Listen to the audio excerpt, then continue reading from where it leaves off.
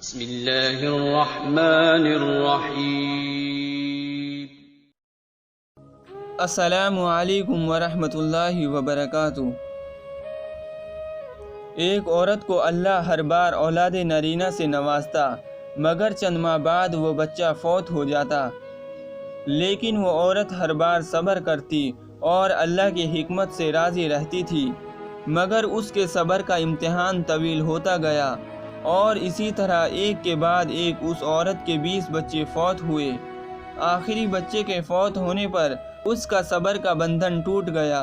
وہ آدھی رات کو زندہ لاش کی طرح اٹھی اور اپنے خالق حقیقی کے سامنے سر سجدے میں رکھ کر خوب روئی اور اپنا غم بیان کرتے ہوئے کہا: اے کون و مکان کے مالک، تیری اس گنہگار بندی سے کیا تقصیر ہوئی کہ سال میں 9 مہینے خونے جگر دے کر اس بچے کی تکلیف اٹھاتی ہوں، اور جب امید کا درخت پھل لاتا ہے تو صرف چند ماہ اس کی بہار دیکھنا نصیب ہوتا ہے۔ آئے دن میرا دل غم کے ہول کا شکار رہتا ہے کہ میرا بچہ پروان چڑھے گا بھی یا نہیں۔ اے دکھی دلوں کے بھید جاننے والے، مجھ بے نوا پر اپنا لطف و کرم فرما۔ روتے روتے اسے اونگ آ گئی۔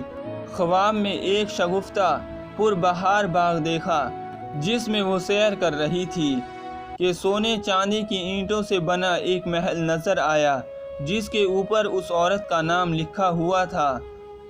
باغات اور تجلیات دیکھ کر وہ عورت خوشی سے بے خود ہو گئی۔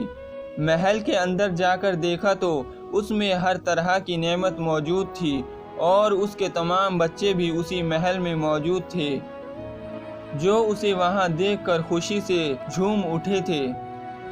پھر اس عورت نے ایک غیبی آواز سنی کہ تو نے اپنے بچوں کے مرنے پر جو صبر کیا تھا یہ سب اس کا اجر ہے۔ جب وہ خواب سے بیدار ہوئی تو اس کا سارا ملال جاتا رہا اور اس نے بھیگی ہوئی آنکھوں سے عرض کیا: یا الہی، اب اگر تو اس سے بھی زیادہ میرا خون بہا دے تو میں راضی ہوں۔ اب اگر تو سینکڑوں سال بھی مجھے اس طرح رکھے تو مجھے کوئی غم نہیں۔ یہ انعامات تو میرے صبر سے کہیں زیادہ ہے۔